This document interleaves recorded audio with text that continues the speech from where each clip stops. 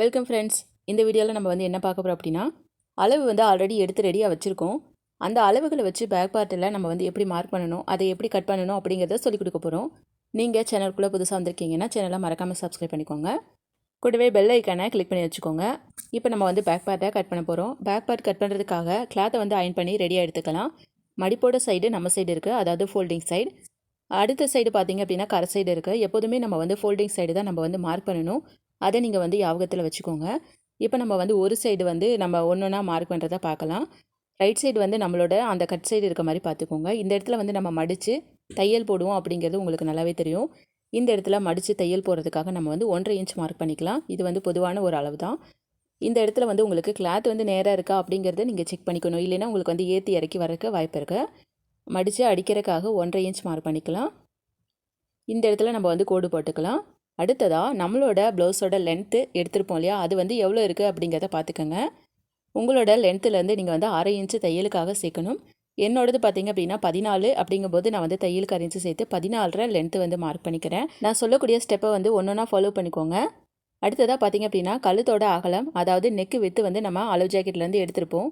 அது ஃபஸ்ட்டு கோட்டுக்கு முன்னாடி நம்ம மார்க் பண்ணணும். அடுத்ததாக பார்த்தீங்கன்னா நெக்கு வித்து 4. நான் கழுத்து கட் பண்ணாதனால தையலுக்கு நான் சீக்கலை. நீங்கள் தையலுக்கு இந்த முன்னாடி பக்கத்துக்கு 1/2 இன்ச்சு சேர்த்துக்கோங்க. ஃப்ரெண்ட்ஸ், நான் வரையக்கூடிய ப்ளவுஸோட நெக்கு வித்து 4 இன்ச்சு இருக்குது அப்படிங்கிறத நீங்கள் யோசிக்காதீங்க. எனக்கு இருக்கக்கூடிய அளவு ப்ளவுஸுக்கு தகுந்த மாதிரி தான் நான் மார்க் பண்ணியிருக்கேன். நீங்கள் உங்களோட அளவு ப்ளவுஸில் இருக்கக்கூடிய நெக்கு வித்தை கரெக்டாக ஃபாலோ பண்ணிக்கோங்க. அடுத்ததாக ஷோல்டர் 2, அதுலேருந்து தையலுக்கு 1 இன்ச்சு சேர்த்து 2.5 மார்க் பண்ணிக்கலாம்.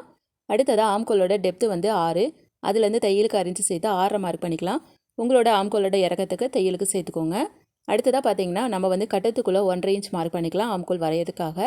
அதுக்கு அடுத்ததாக பார்த்தீங்க அப்படின்னா ஜஸ்ட் சர்க்கம்ஃபரன்ஸ் மொத்தமாக 44. அதை நம்ம 4ஆக டிவைட் பண்ணோம் அப்படின்னா 11. அந்த 11 இந்த கோட்டுக்கு மேலே எந்த இடத்துல வருதோ அதை நம்ம மார்க் பண்ணிக்கலாம். இந்த இடத்துல நம்ம ஸ்கேல் வச்சு நேராக கோடு போடணும்.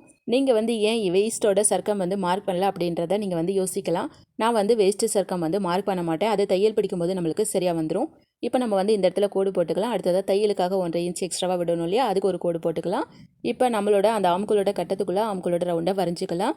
ஃப்ரெண்ட்ஸ், நான் நெக் வரையலை. ஏன்னா ஹேண்ட்வாஷ் கொடுத்து தான் நான் கட் பண்ணி தைக்க போகிறேன். நீங்கள் நான் சொல்கிற மாதிரி நெக்கோட ஹைட்டை மார்க் பண்ணிக்கோங்க. ஹைட்டை மார்க் பண்ணி கட்டம் போட்டுட்டு உங்களோட நெக் ரவுண்டாக வரைஞ்சிக்கோங்க. உங்களுக்கு என்ன டிசைன் வேணுமோ அந்த நெக்கை வரைஞ்சி நீங்கள் கட் பண்ணி எடுத்துக்கோங்க. நான் நெக்கு கட் பண்ணலை, அதை மட்டும் விட்டுட்டு மிச்சம் எல்லாத்தையுமே நான் கட் பண்ணி எடுத்துக்கிறேன். நான் சொன்ன மாதிரி நீங்கள் உங்களோட அளவு ப்ளவுஸ்லேருந்து அளவுகளை எடுத்து நீங்கள் இந்த மாதிரி பேக் பார்ட்டை வரைஞ்சி கட் பண்ணி பாருங்கள். கண்டிப்பாக உங்களுக்கு நல்ல ரிசல்ட் கிடைக்கும். இந்த வீடியோ உங்களுக்கு பிடிச்சிருந்துச்சு அப்படின்னா மறக்காம ஒரு லைக் பண்ணிடுங்க. நெக்ஸ்ட் வீடியோவில் பார்க்கலாம் ஃப்ரெண்ட்ஸ்.